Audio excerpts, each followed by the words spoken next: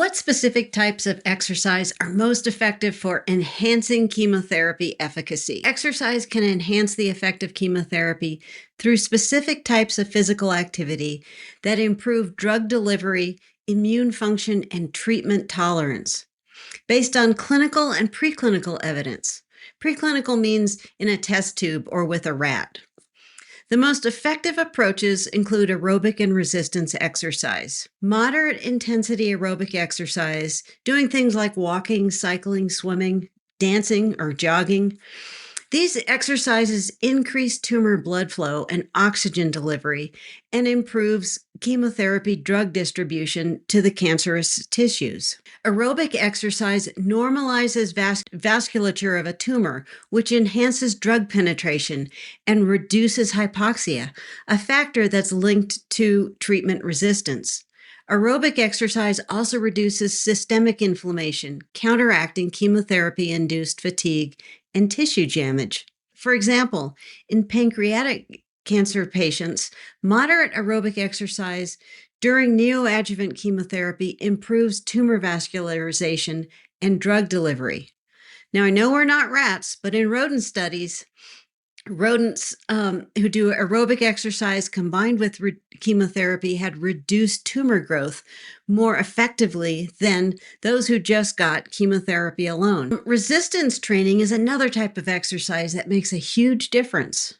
Weightlifting, using resistance bands, or body weight exercises are all effective. Resistance exercise has many benefits. It preserves muscle mass and strength, counteracts chemotherapy-induced muscle wasting and weakness, and resistance exercise enhances natural killer cell activity and CD8 plus T cell function, boosting immune-mediated tumor cell destruction. Research shows that resistance training amplifies natural killer cell receptor expression in preclinical models to improve immune responses.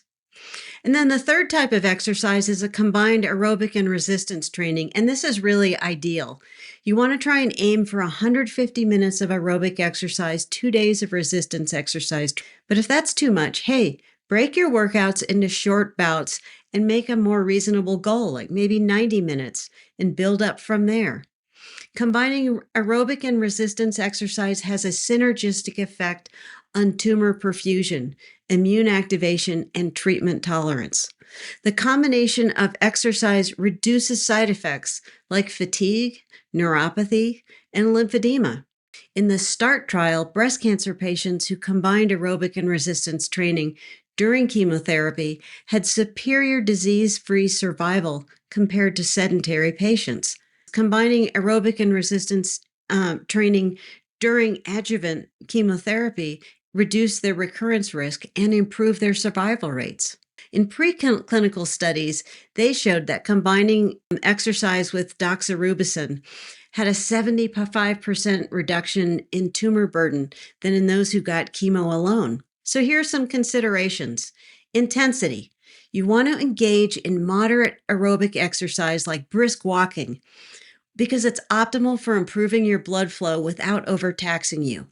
This means moving so you're breathing a little hard, but you can still talk. And the timing of exercise is important. Exercise during neoadjuvant or adjuvant chemotherapy gives the best benefits. Now, this sounds weird, but think about one of the best times to exercise is when you feel your worst, and you're going to have the biggest bang from it. You're going to have the best reduction in fatigue and improvement of energy. I know that's totally counterintuitive. And yes, exercise is safe during treatment, and you just need to be sure to be hydrated. So in summary, moderate intensity aerobic and resistance exercise are most effective for enhancing chemotherapy efficacy. When you combine the regimens, they have the strongest clinical benefits. Flexibility and hydration are important, but they're not directly linked to treatment enhancement.